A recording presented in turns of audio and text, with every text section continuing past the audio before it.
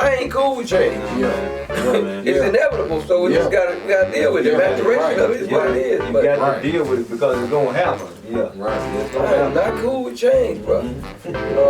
But it's a good thing though, because I'm growing from it. I'm in a new space. I'm having to learn a new way. And it frustrated me, but it's growing me. Eric is coming over too. He was still at work. Nah, he good. Working on some stuff. Me and him both were just literally. That's so good. We right across the street. Not even far. Yeah. Man, I'll tell you, right across the street. That's perfect. I could have walked in 5 minutes. It took me 2 minutes to get in my car. When Eric was at the corner graduation, his little excerpt that he did on our live, we made an episode out of it. Oh, straight up? I love that. Check it out. We did made a whole episode out that night. Everybody was there, man. It was nice, man. It was cool. That's what's up, boy. It was cool, man. I've been anticipating this moment, Mr. Ron. I just heard time. We talked about this to now, man. I'm excited.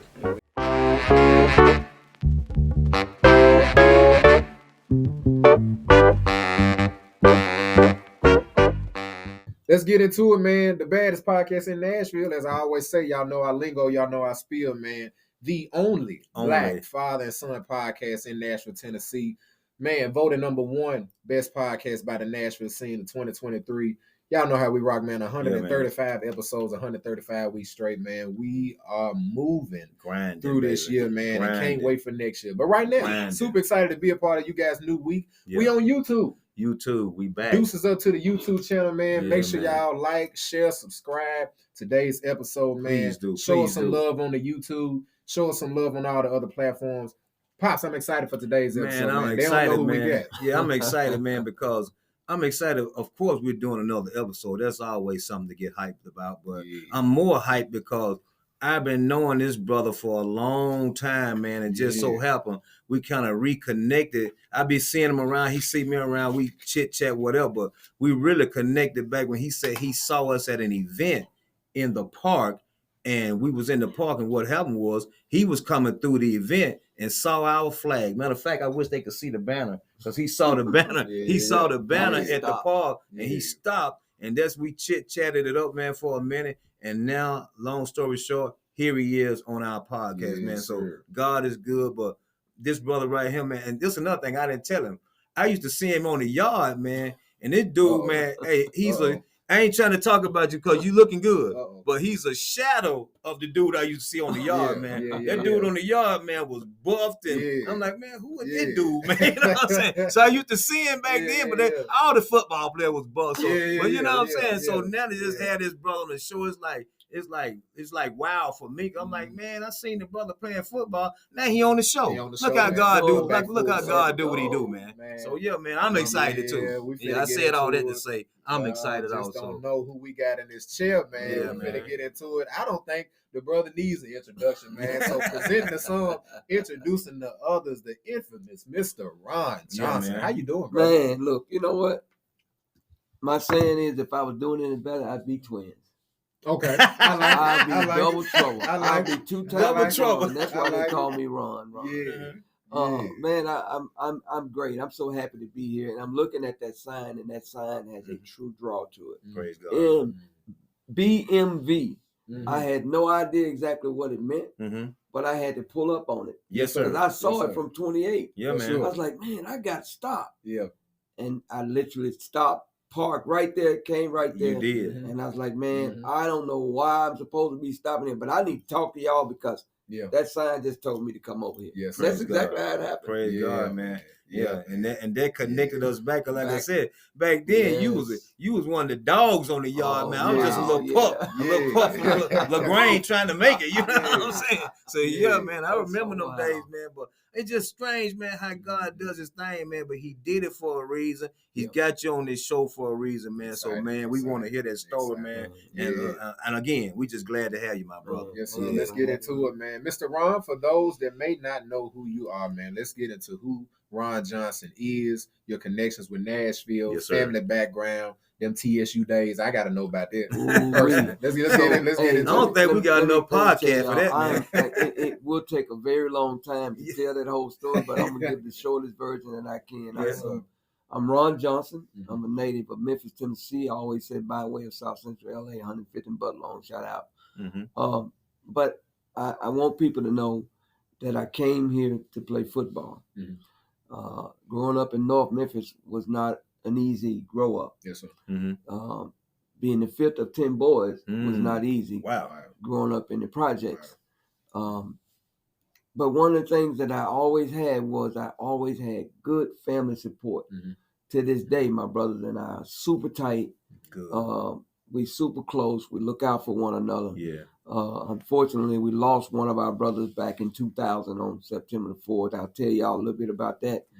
And also, a day on September 4th in 1985, it would be like Pearl Harbor Day. That would live in infamy for me and my family in our lives. That day and those 2 years, 15 years apart, will always be a day that would stand out. But nevertheless, hey, I got here on a football scholarship at Tennessee State. I was a little Jerry curl wearing guy back there in the day. I had that Jerry curl drip. I mean, I had some real long hair. And sometimes it would get dry and I'd just blow it out. And I had this little wiry flow. We just come out of the 70s, we were still, some of us still wearing our fro.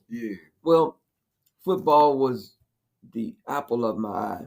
I played with some of the greats there at Tennessee State. Richard Denton, those guys. Still good friends with those guys to this day. But let me just fast forward to, being at Tennessee State and how it changed my life. One day in practice, I was ready to quit. I was literally, and I know a lot of us find ourselves in a lot of spaces where you're ready to just throw the towel in. And I had my helmet on. I'll never forget, I can see it as I close my eyes right now. I can see that moment. We was having a live scrimmage. And coach had all these other guys in front of me. And the trainer, Doc Wayne, walked by and they called me Spider-Man. And he said, Spider-Man, what's wrong with you, man? Tears filled. I was so mad and so angry. And I told him, I said, Doc, now one of those guys that he got out there, I didn't say guys, I used another name. They ain't better than me. We know that. And I don't know why coach playing them in front of me like that. And he said, Spider-Man, let me tell you something. The cream will always rise to the top. Yes. Just remember, when you get your chance, you got to take advantage of it. Absolutely. 2 plays later, Coach Gillum told me to get in there. Now, keep in mind, this is a live scrimmage. And back then, live scrimmages at Tennessee State, we trying to hurt each other. Man, yeah. You know what I mean? Them was some real teams back we then. Trying to hurt early 80s, them like Oh, championship man, teams. Yeah, that's right. Them big boy teams. I had that Rodell helmet on, and I'll never forget our star running back named Hubble Bubble, we called him. Hubble Bubble. He Yes, chewed sir. bubble gum like crazy. We called him Hubble Bubble. Everybody had a nickname. That's funny. His name was Marlon Johnson. But he was about 6'1", 230, 40 pounds, from Florida. Talk a whole lot of crap. Was bad. They did a sweep. He come around that corner. The Spider-Man hit him, knocked him out. Yeah. So you see how you went the third person in? Yeah, so Spider-Man hit him. I caught that. That was smooth. That was smooth. Man, knocked him out. Yeah. I kind of got up with Wheezy, Yeah. and sit down on the wrong side, but they came and got me. But this is the kicker though, right here. This is the thing where when Doc, when you think about life is only the moments that we have, and if you don't take advantage of those moments, you can't get it back. Absolutely. So when the moment comes, you gotta not get ready, you gotta be ready, and then 2, when that opportunity comes, you got to deliver. Yes. Let me tell y'all, that moment right there changed my life. I probably wouldn't be on this podcast had that moment not took place. Wow. I knocked that guy out. The head coach, this is so help me God, and all the players who played with me, any of y'all big blue brothers out there that was on that field that spring of 1985, you know what I'm talking about. Coach Thomas stopped practice, called the whole team into the doggone huddle, And he looked over there at the defensive coordinator. He said, Coach Gillum, I don't care what you do, but I want that little black MF in the game every EMF play. From that day forward, I was born on Tennessee State University football campus as one of the best to play that game. Suited up. And I balled out from that point forward. Man. Yeah. And as we go forward and you think about life, you know, you call your brothers and, you know, you telling everybody about it, and everybody was very excited. So I went home for about 2 or 3 days. I never went home for summer when I played football at Tennessee State. You play football at Tennessee State every day, 7 days a week until you graduate. Like, you don't go home. I ain't no such thing. You go home on the weekend, or you go home that day and you come back that night. Because you don't go home if you play football, because it was all about winning. And you had to stay prepared. And I was buffed up and cut all up. You know, and my girlfriend, she was the same way. She was a track star, Tiger Bill, from Trinidad and Tobago. Well, let me tell y'all, after that, I went home for like about 3 or 4 days, you know, and I'll never forget these moments, because when I get there, you'll see where I'm going.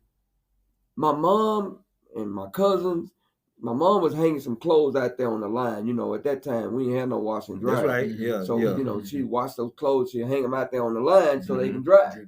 So I was out there, you know, with mama hanging out them clothes, and this lady, a friend of mine's mama, was having some words with my cousin and them. And, you know, I'll never forget, you know, my mom was like, yo, please leave that woman alone. They doing project stuff, you know, cursing at the woman and all that. And I'll never forget the woman saying to my mama and them, she included my mama, I'm going to kill one of you bitches, she said. And I wanted to get at her then, because it was on then. That was crazy. I was like, you know, my mama said, oh, don't worry about that woman. You know, she ain't going to do nothing. You know, so I left and came on back to school. And no one messed with our family, like, because we got 10 boys. You don't mess with that. You said them 10 boys, man. I'm telling you, we had our own gang, wasn't the game. We had our own group, wasn't the group. We had our own basketball team, but we had everything. Man, and so went back to school and then balled out. You know, first game of the year, man, I got down. Second game of the year, got down. By the time the third game of the year, I'm leading the nation in interception. So I'm balling hard. So my mom, my dad, and a couple of my brothers. One of the things about my daddy and coming to see me play, like, everybody couldn't come. So whoever got up and got in their car when they left, that's who was going to go. Dead out. You know, he wasn't playing. He was like, I'm going to go. He's going to get up. I'm out. So my brother, the one I told you we lost the September 4th in 2000, he came, and one of my other brothers came. The brother who I wanted to come was my oldest brother, who was like one of my heroes in sports. He didn't make it because he liked to stay in the bed all day. Anyway, my dad and them got there to see me play, balled out.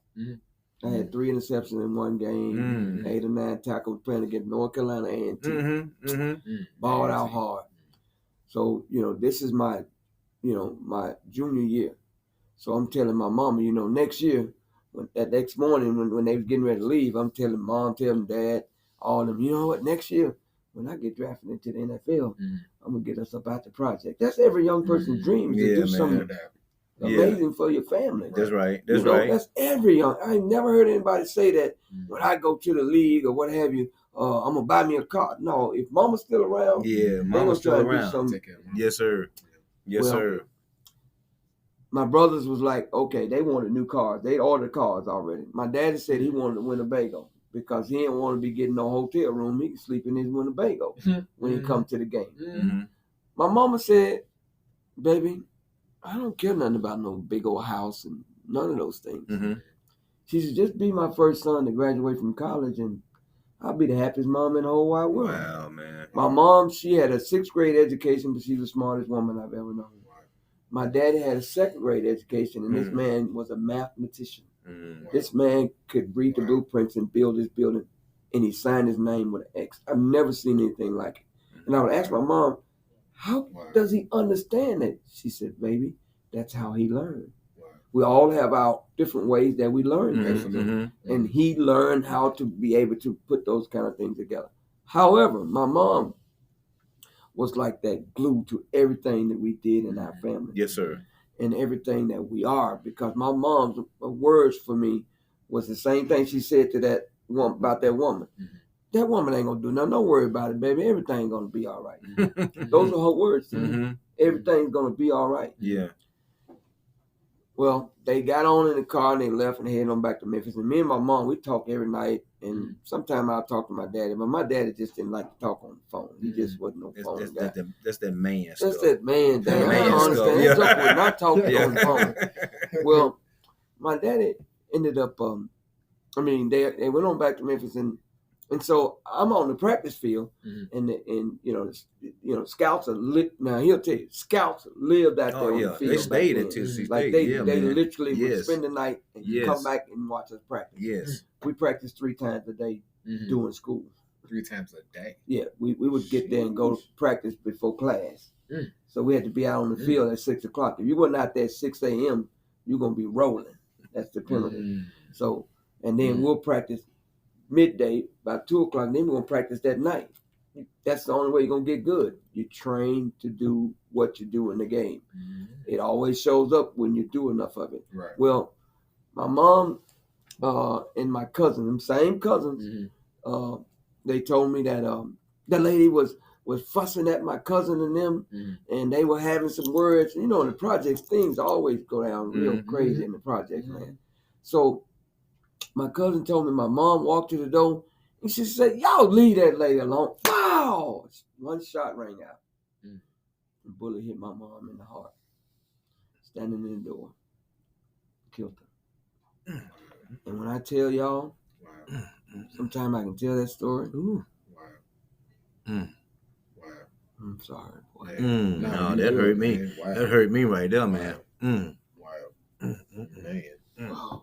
Man, that's, as I always say, man, that's again why we have our platform, man, because so many men that have these stories, man, that go through your daily life, but you realize, man, that grief is something that, you never really get past. No, you never really get back. And that's tough. Yeah, So, man. that's tough. And I'm talking about That's somebody tough. that ain't bothering nobody, man, and That's tough. and you just don't have words for That's that, tough. man. But That's tough. the one thing I can say, That's tough. man, is your mama left a good seed, man, because you're a good dude, and I can tell your brothers are some good dudes too, man. And to be able to tell that story, look, don't feel no type of way because if I had time and I sit here and tell you about my daddy and tell you about my mama that's going on, I'll be in the same position you in, man. When God allows these type of people to come your way, as hard as it is when they leave, I still have to say thank you. Thank you, Lord. Thank you for bringing them people my way, because if you hadn't done that, then I couldn't be who I am. So you wouldn't be who you are without your mama always telling you, baby, it's going to be okay. You know what I'm saying? Let me tell y'all. So that was a moment where I was ready to give up. I was done with life. I wanted to go and hunt this woman down. So they put me on a plane to fly to Memphis that night. I'll never forget it. I flew to Atlanta and to Memphis. I was there in like an hour and something.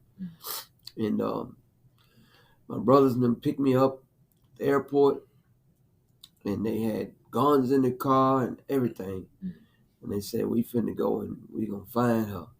And this is what's gonna trip y'all out. The woman who shot and killed my mom, her son was one of my best friends. Wow. So the triangle of life is no joke, because life is not years. Life is a moment. It's a moment, man. And it could be. And so that moment right there was one where you wouldn't believe this unless you'd been there. He was in the car with my brother and them trying to find his mama for us to hurt her. Wow. In that moment. Wow. That's how bad it hurt him. It hurt him. So, of course, we didn't find her. And I'm glad we didn't, because my aunt, my mom's sister kept saying that you can't bring her back. You're going to all be taken away from all of us. Absolutely. And thank God that we didn't. But for a while, I was done. I packed everything up, and I'll never forget. I stayed home. I missed 2 games. No, I missed 1 game. And my girlfriend at that time from Trinidad came down because I had told her that story about what my mom had said about being her first son to graduate, because I wasn't the smartest kid in school, you know. And even now, I would say I'm not the smartest guy when it comes to book, but I'm the smartest dude I know. Like, real talk, I am one of the smartest dudes that I know, because I have the way that I learn, and that's worked for me in doing what I've done for all these years. Yes. But one of the things that I'll never forget during that time, my ex-wife, my girlfriend Maxine, came down and she said, "I'm not going to try and talk you into anything. I just want you to think about what your mama said to you. Just be her first son to graduate from college. And she'll be the happiest mom in the whole wide world." Wow. Packed everything back up. I just said, what a motivator, man. Came on back to school. Yeah, man. And y'all see these guys doing this now. You know, that is what a lot of them are doing. The loss and the hurt. True. They take that fuel and they use it as fuel, and they fuse them through the success spaces, fuse them through those hard times. And that's what it did for me. It pushed me through those hard times. Yes. It made me know that it was going to be all right. It just may not be right now. Yeah. But you got to keep on pushing. And came back to school, and I set it off. I set it off, y'all. I set it off. You know, and I was, you know, one of the highest rated DBs coming back in 1986, my senior year. Set it off. And then, boom, 7th game of the season. I get hurt. He thought that was over. But all I could think about was still, got to press. I messed my knee up. I had to sit out the rest of the year. We went to the national championship, the semifinals in the national championship, lost in Nevada, Reno. And I worked for 2 years like a dog to try and get to the NFL. And one day, working out with Joe Stone, young man who played behind me, we got a call from our agent, and she said, "Guess who I just got a call from?" I said, "Who?" "Jerry Glanville." I don't know if you guys know who Glanville is. Oh, yeah. He was a coach there in Atlanta for the Falcons. Back when Dion was there. Yes. And I got that call. And I answered it. And I went down there, and I made the practice squad. I was wild. Now, all that I'm telling y'all and everything that y'all just heard me say, all of that, doing all of that time, I was selling dope. Wow. At TSU. Wow. Liquor bags and dollar joints. Yeah. I was hustling. And the other hustle I had on is I would fix guys' girlfriends' cars and stuff, because I had, you know, a little mechanic skills. Just hustling. Natural born hustler. Yeah, man. No doubt. So I'll never forget when I decided I was gonna go and hang out with Larry Killebrew. Played with the Cincinnati Bengals. Yeah, man, running back. He from Georgia, matter of fact. Yeah. Sure is, from Rome, Georgia. Yeah, man. He was that ain't mean cut you out, but him and Herschel was like the top running backs back then coming out. He was, and he beat Herschel in the state championship. Yes, he did. In the 200. Yes, he He did. was 263 pounds. He was no little. Hey, look Larry Kennebrew up when you get a chance. Look him up. Look him up, man. Yeah. And so he was like, "Man, come on, Spider-Man, let's go hang out, man. We the boys." And guess what had just opened up? Y'all can Google that too. 1989, Magic City hit the scene. Anybody know what that is? You don't have to explain it. It's like magic. If you know, you know. Magic City. And I know I didn't drink. I never been no drinker. And so I ended up Killebrew, like, "Man, come on, Spider, let's go." So I go and hang out with Killebrew. And I needed to be at practice the next morning at 8 o'clock. I left the strip club about 6:15, 6:30, Oh, 7 man. o'clock. Wow. I had been drinking VOSOP cognac, top shelf, Yeah. straight. Yeah. Oh yeah. And Yeah. and I don't drink. Yeah. So Yeah. and I tried to Yeah. go and I couldn't, and I decided to leave the practice field. Mhm. Guys miss practice all the time. They Mhm. get a fine, but if you're on the practice squad, you don't get to do that. Right. That's That's why right. it calls practice. Mm-hmm. You got to be able to show the picture. Mm-hmm. Mm-hmm. And I got a pink slip, and I never got another shot. Wow. And Wow. I came on back, finished school, mad at the world. And that's when I called my homeboys and said, man, let's get it. Let's get this money. And now I was selling small quantities of drugs at that time, and then it just went up. And I really, really, really hit the streets real hard and hustling. Because I was mad. I was angry. Mm-hmm. I had a serious anger management problem. Mad at the world. And fast forward to these are 1994. You know, one of my partners who got caught, told on everybody else, told on me. Phew, they pulled me over at the corner of Donaldson Pike and Amhill Pike. Police, FBI, DEA, and they drove me out the car and they beat the crap out of me. And this is the thing. This is how I know that I have been protected by God. I didn't have no gun in the car with me at that moment. I had my homeboy who would come up to train my Rottweilers. I had 2 Rottweilers. And guess what their names were? Felony and misdemeanor. No, they were. Yeah. That's funny. Felony and misdemeanor. Hey, that's funny. Isn't that wild? My Rottweiler was called felony and misdemeanor. Yeah. Wow. Yeah. Both them Wow. charges I caught. Wow. So Wow. that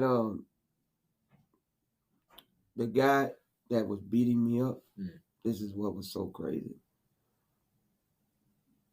You go back to 3 years ago, I was giving a talk at Project Return telling this same story. This big, tall, white guy came up there and he was in tears.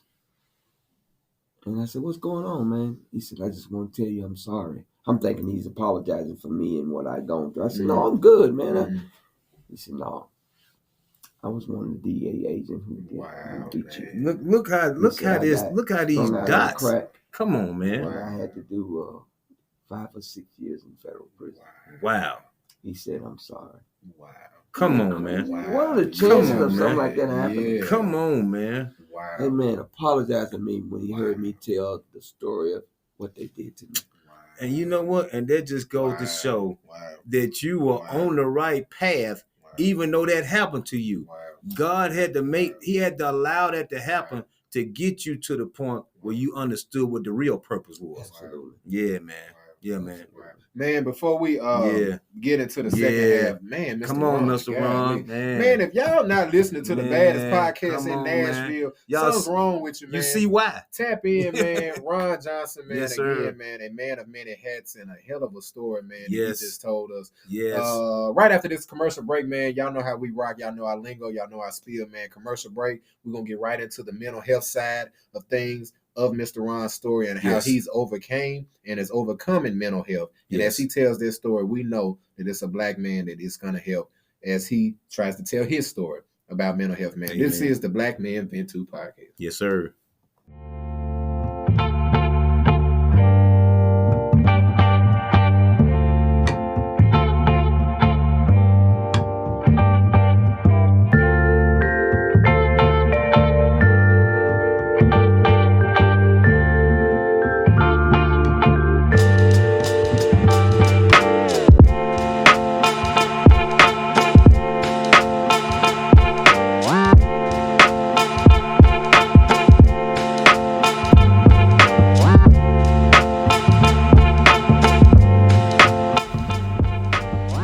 What's up, guys? What's up? Peace to the city and peace to the planet. You're listening to the baddest podcast in Nashville, the only podcast that gives you a radio show feeling with a podcast undertone. We are Black Men Vent 2, and we are proud to announce, as you can see, that we have brand ambassadors that are a part of our movement. Yes, guys, Black Men Vent 2 has 5 women and 5 men who have joined us and believe in us just as much as we believe in ourselves. Their job is to make sure that they carry the mission and carry the message of doing what we're trying to do in our city of Nashville, and that is make uncomfortable conversations comfortable, aiming to change the narrative of Black men one episode at a time. We are super excited to introduce to you guys the brand ambassadors of Black Men Vent 2. Stay tuned going into the new year because we got big things planned with our new family. Thank you.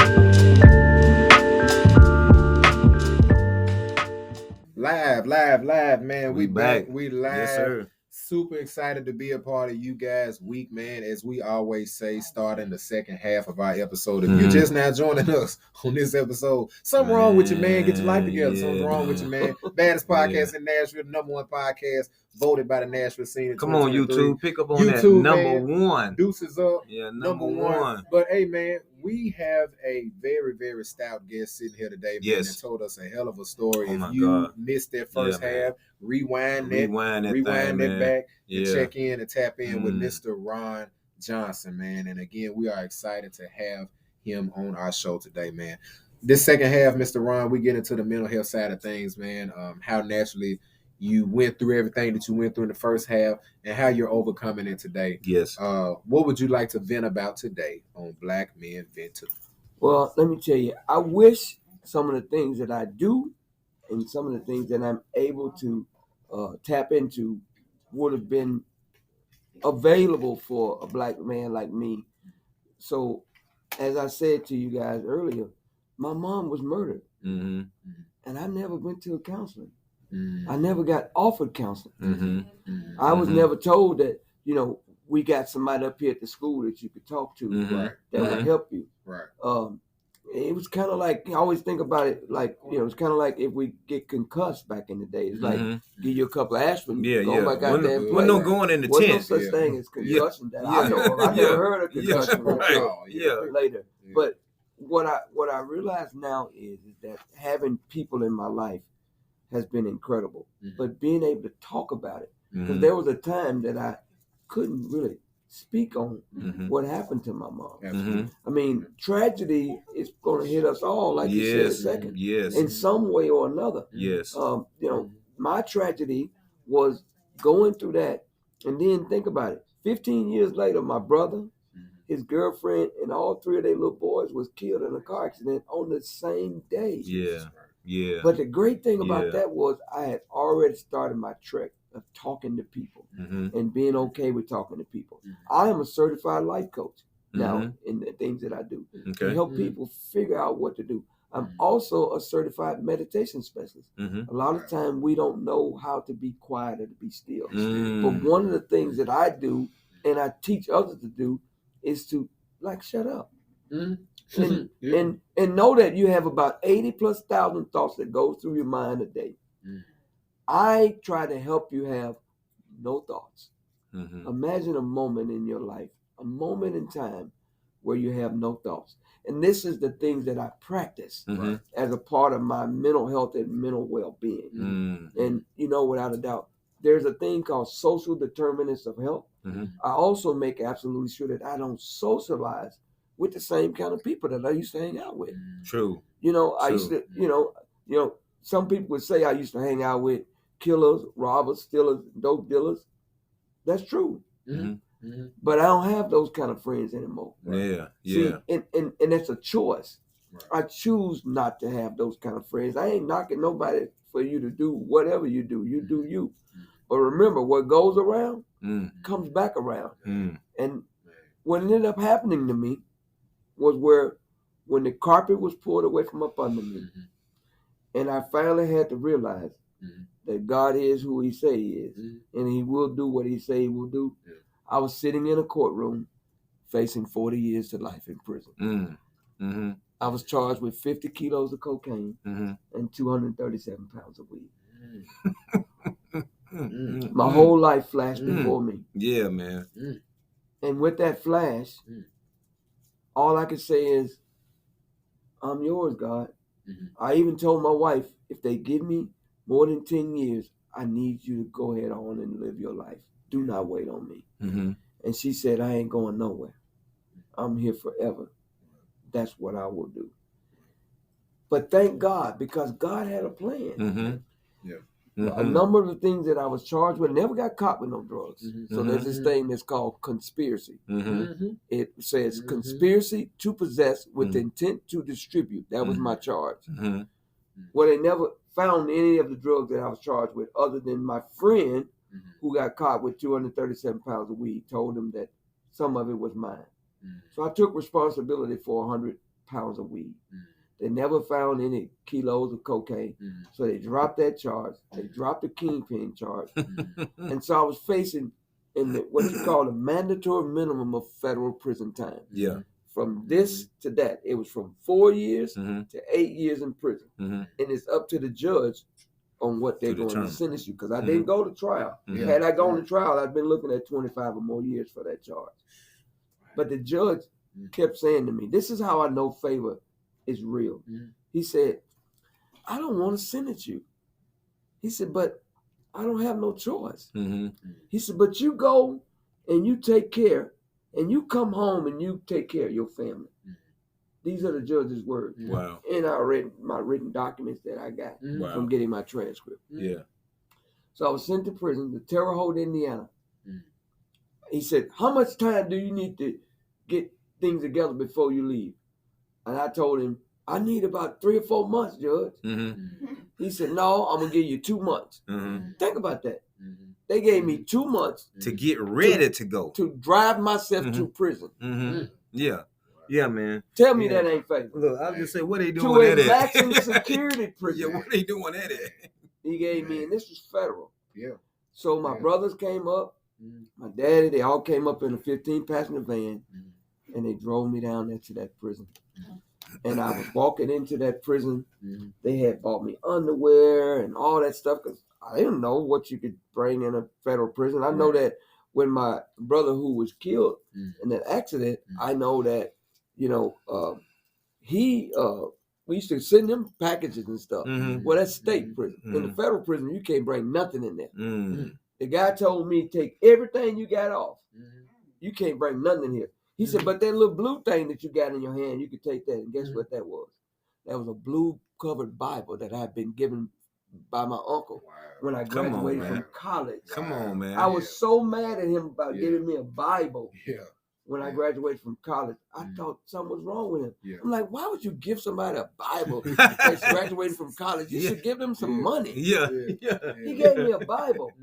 But that was the only thing that I was able to take into that prison with me. Come on, and man. And in taking that Bible in there, I knew then that surrendering is exactly what I had to do. Wait a minute. Say that word again. Surrender. Oh, I had to throw the whole towel in. Yes, sir. Sir. When I tell you, yes, sir. They made me take everything that I had on. They gave me a jumpsuit. They gave me some orange flip-flops. And they told me, tell them to take that back with them and they can save it for you if you want them to. But I took that Bible on in there, and here's the thing that I want people to know that helped me really understand my mental health. It's real. Your brain is real. Neurons grow and they can regrow. Neurons can be refired up too. Let me tell y'all, I don't like know that dude who I just told y'all about. Yeah. It was me, but I don't know him. Yes, sir. Yeah. And I mean that with everything that's in me. Yeah. I have a whole new brain. Yeah. And I know I do because I'll tell you how. I presented to the head of the neuro surgery department in Vanderbilt. Wow. The story about my brain. Yeah. About how I wanted to teach this thing that I teach to young people about managing their anger, and how I believe that they can change their brain. There's a way to do it though. And I presented to him, and I said, "This is why I know I'm not the same person." And this man sit back in his chair, so help me God. Mark Wallace is his name, the head of the neuron department at Vanderbilt. He said, "That's 15 years of my research. What you just shared with me." Wow. Because the brain can refire neurons. Yeah. It can regrow them. He said, we have started taking stroke victims instead of, isolating the arm that they can't move and getting them stronger with the one that they can. They isolate the strong arm and they get them to fire up neurons to send to those areas that because the neurons have been burnt off. I didn't know that, but here's what I know. God did it. God did. Let me tell you how. Yeah. So I took that Bible. And I didn't understand it. But I know I was supposed to read it. And there's a King James Bible. I still got it to this day. It's beat up. Who gave it to your uncle? My uncle gave me. And you kept it though. I was so mad at him about but it. you kept it though. I took it to prison with me. Yeah. I was so mad at him. I didn't understand, why would you give somebody a Bible? I was graduating from college. You were the rich uncle. You're supposed to give people money. I'm graduating from TSU and you're going to give me a Bible. But here's the thing. He gave me the most expensive thing that I ever could have had. Yeah, man. I always say he gave me the BIBLE, the basic instruction before leaving Earth. And I'm Yes, still sir. here on Earth because I'm Yes, still sir. being instructed. That's right. That's And right. I started to read that Bible, y'all. Mhm. When I tell you, I can almost quote a whole chapter in the Bible almost word for word because of how I studied. Yes, sir. I read the Bible literally. I read the Bible from Genesis to Revelation, and I started from Revelation back to Genesis. I read that Bible at least 7 times, front to back, back to front, and I said to myself, God, help me. What am I supposed to do? Who can I emulate? Well, in the Bible, it tells you, let this mind be in you, which is also in Christ. Yeah. Be ye transformed by renewing your mind, Yeah. And then, but I still got that little hood in me. Yeah. So I was like, so Jesus said he gonna turn the other cheek. I mean, I might turn the other cheek and come back with a left and a right. That's it. But here's what I did, y'all. Honestly, God, here's what I did. Yeah. I said, Peter fits the person that I feel. Peter, God told him that upon this rock, I'm going to build my church. And I said, God, I'm going to be your rock in this prison. And I became the leader of Bible study, leading men to Christ. When I tell you, I've not met men that love God to the degrees that these men were pouring their hearts out. Not just because we're separated, but because we have time. Yes. And see, out here we think we don't have time, so we don't take it. Yeah. But we have time, brothers. Man. You just gotta take it. Oh, that's big. Man. So I took that time. I prayed. And I meditated. And let me tell you how God challenged my unbelief. So we have different forms of unbelief that I know without a doubt. I had a problem with growing up. I had a problem with watching my mom and them shout and do all that stuff in church. I thought they was putting on a show. Honestly, God, I did. And I used to be like, and then my mama was a singer at church. And so my daddy always, when my mama would be singing, because I'm telling you, she sounds like a band of angels. That's how incredible she could sing. My daddy would always get close to her because my mama would always black out. When I tell you, this lady could take a church boy and the Spirit of God just go through there and she would black out. She didn't shout. I had a belief that I didn't think those kind of things could happen to me. Absolutely. And me and these group of men were praying and we were laying hands on one another and sharing the gifts of God that He's given us. Trusting Him. When I tell y'all, I got knocked clean off my feet in prison. slain in the spirit for 36 hours. Wow, man. So help me God. Wow. 36 hours I was slain in the spirit. Just allowing God to just, and I'm talking about, I would walk past people in this prison and they would say to me, "Are you all right?" Yeah. Like it's like some kind of glow on you. And I didn't really know I was just thinking that I was doing normal things. Right. But I was walking. Folks may not want to believe nothing that I'm saying, and then you don't have to. I'm just telling you what I experienced. The Shekinah glory of God was on me like I cannot explain. I have not experienced that since I've been out, and I say since I've been out because I believe of the distraction of being out. But when I tell y'all, it changed and rearranged my life forever. And I got out on June the 1st, 1998, and I've never looked back. And I have dedicated my life to being a change agent to anyone that God will let cross my path to try and help navigate this thing called life. That's how I've done in my mental health. And you are doing a magnificent job, man.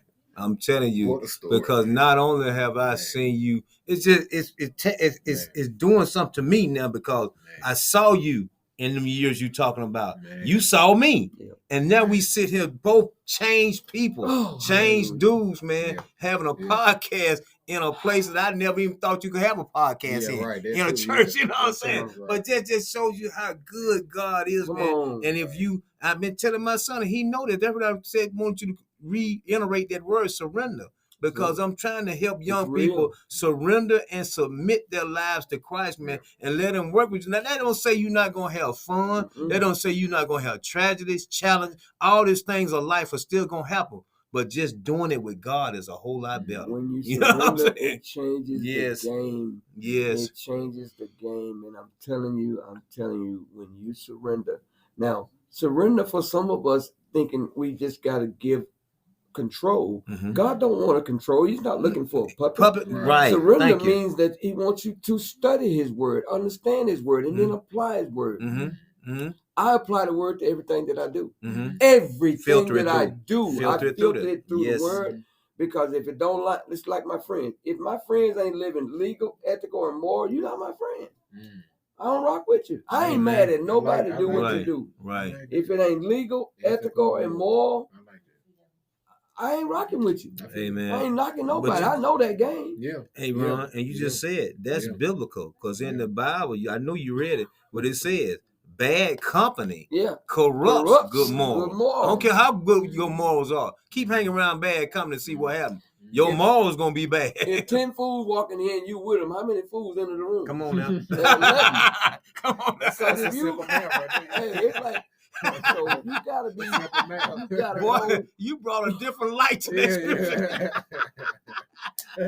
You brought a different light to it, man. God is so good. Y'all. Yeah, man. So Mr. Ron, before we let you go, man, can you give us a little bit more information about the village and what's your and I'm gonna say this too, man. Talk about how all of this stuff happened and now where you are. So what this is the thing. Let me give you a great transformational episode of this thing called Life and Transformation. About 4 years ago, I called myself trying to retire. I've been running a youth program, and I've been working in the youth field for a very long time, working with young people who are having trouble. I've worked with probably every gang that Nashville has to offer: the Bloods, the Crips, the G's, the SAs, MS-13, Aries Nation, Brown Pride, Dirty White Boys, Gangster Disciples. All these are known gangs that are in Nashville that I have worked with to try and find new ways to do better, to do the right thing. Well, about 3 years ago, the last mayor that we had, Mayor Cooper, came and sent one of his guys named John Bunton and said they had a bunch of meetings in the community, and they was trying to find someone that could help them, find ways to keep our community safer. And at that time, I was a case manager with a program called Welcome Home Ministries. It's a program where we had 9 men living in. We got 10 houses in East Nashville. All of these men are in recovery from drugs and alcohol. And it's our ministry. It's how we minister to these men, but it's AA, NA, and all of that. And I was a case manager for 4 of those houses and was responsible for a lot of men to kind of help them find their way. Mm-hmm. And I would always tell them the enemy Mm. is the inner me. It's the thing that we fight the most and don't know how to win because we've been losing that fight for a very long time. Yes, sir. So that's why I try and get you to go deep. Yeah. Yes. And going deep is going in. When you meditate, you go inside. So this mayor came and said to me, him, and it said they wanted to, every meeting they had, somebody said, have you talked to this guy named Ron Johnson? Mm-hmm. And so I didn't know this mayor, Mhm. Cooper. I didn't know him, but I knew his brother Mhm.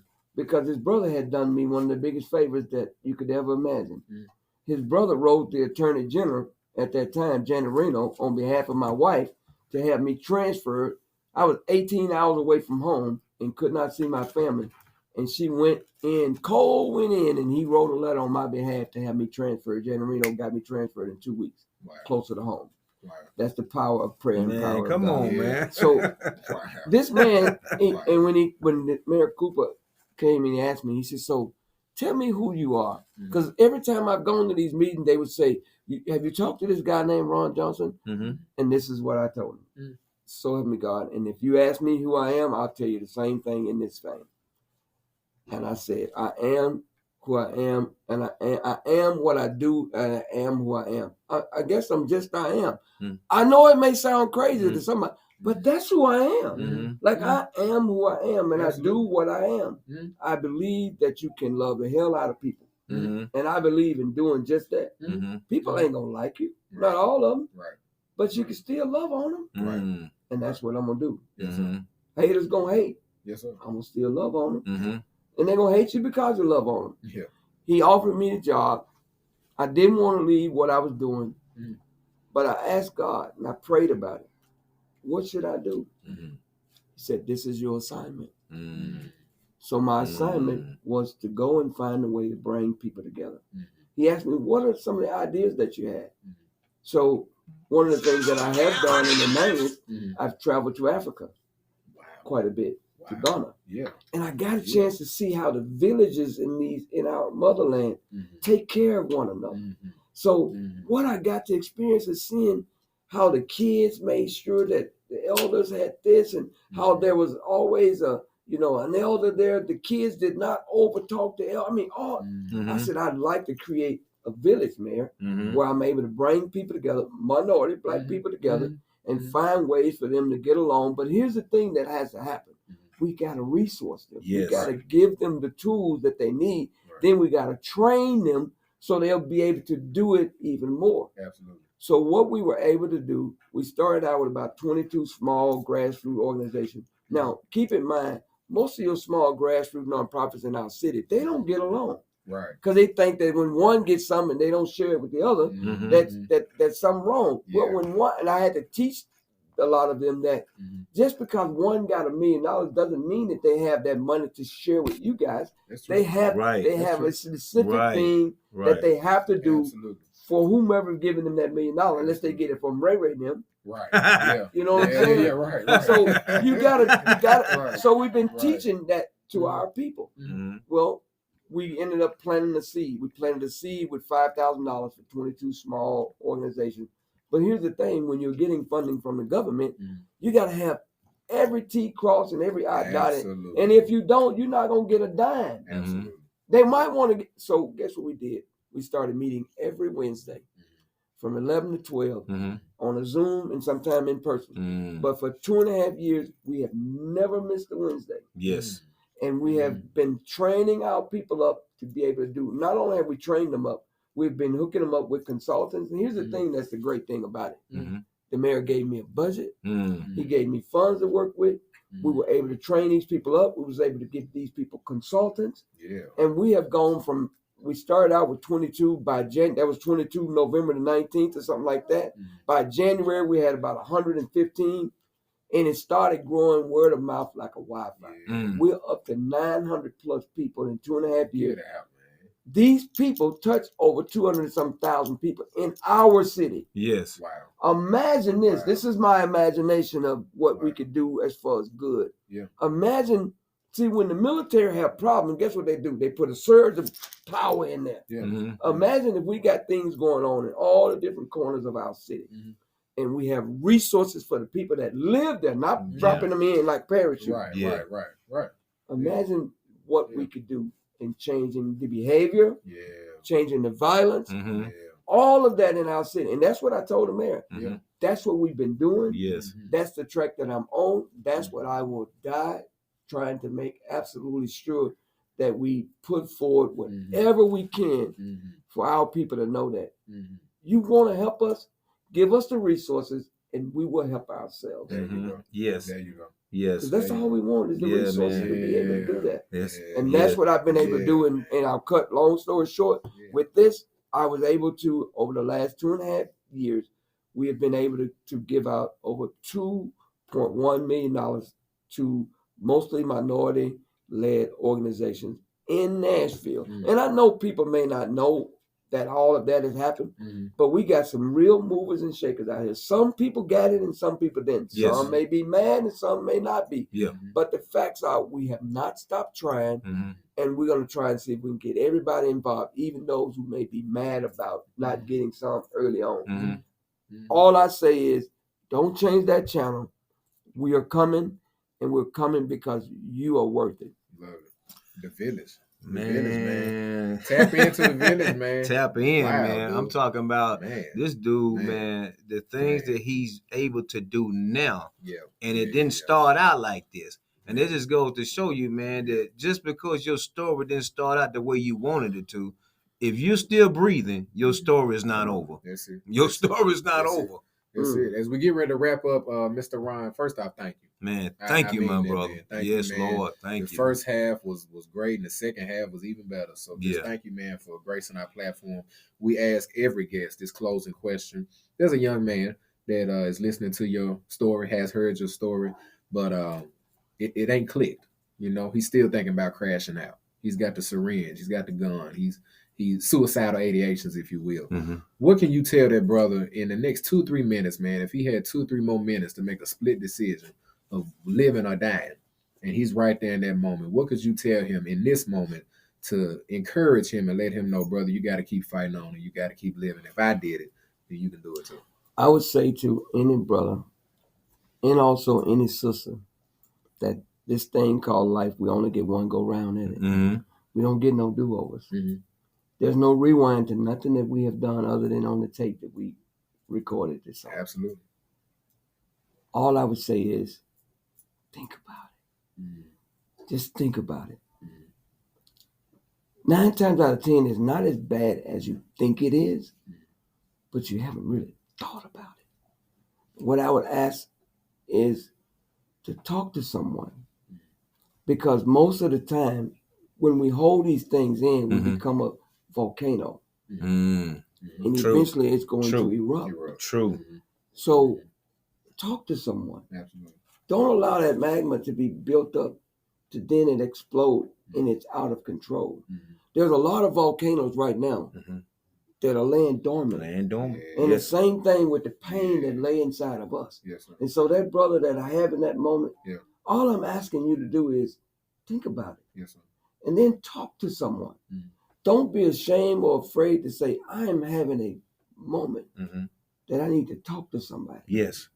And if you ain't got nobody right there in front of you, pick up the phone and talk to someone. There is always a trusted person that everybody have. That includes any killer, any mass murderer. They have someone that they trust to have that conversation with. And for those people who they have that conversation with, listen. That's the most important tool that you can have as a friend. Don't try to give them answers. We don't have them. Right. Just listen. That's what I'm telling them. Just listen. Man, I love it. I love it, Pops. My man. Another good one. Yeah, man. Hey. Another good one, man. I don't know. tripping off That's this one of them dude, yeah. things, man. Yeah. Well, you know, when you had to Man. sing and then somebody sang before you and they just dropped the mic, you Yeah. be like, what am I gonna do What am behind I that? gonna do behind that? What Yeah, what I do behind that, man? You know what y'all I'm saying? listening to the Yeah. baddest podcast in Nashville, man. We got our guy, Mr. Ron Johnson, man. man. Great Style Platform. Yeah. Ron, do us a favor, man. Social media handles. How can we get connected with the village? Let our audience and our fans. Hey, let me tell y'all, the way to get connected with the village, you go to NashvilleVillage.org. NashvilleVillage.org, and you send a request to become a member of the village, and we will welcome you in. We are growing like leaps and bounds. If you want to reach me, you can reach me via email at rkjohnson187@gmail.com. That's rkjohnson187@gmail.com. You can reach me right there. And please, if you need someone to come and speak, teach, I am always available. And I have to tell you, I don't do it for free anymore. And that is no disrespect to anybody. The last moment that I had to go and do a keynote at Nashville State, it taught me a valuable lesson. They do pay for you to come and share. So please share your story. Yes. But for those who are sharing your story, listen to the stories that are being shared. Yes, sir. We will drop all that information of how to get connected with Mr. Ron Johnson in the village in our episode description. But man, it's been another good episode. Yeah, man. We about to run out of time, so I'm just gonna say this. Thank you, my brother. God bless everything you're doing. If Black Men Vent can be a part of any of that, let us know, man. We all about it. We all about it. This is the Black Men Vent podcast. It is what it is. It ain't what it ain't. You can do what you can, and you can't what you can't. Nashville, until next week is a wrap. Black man, don't get trapped. Let's go.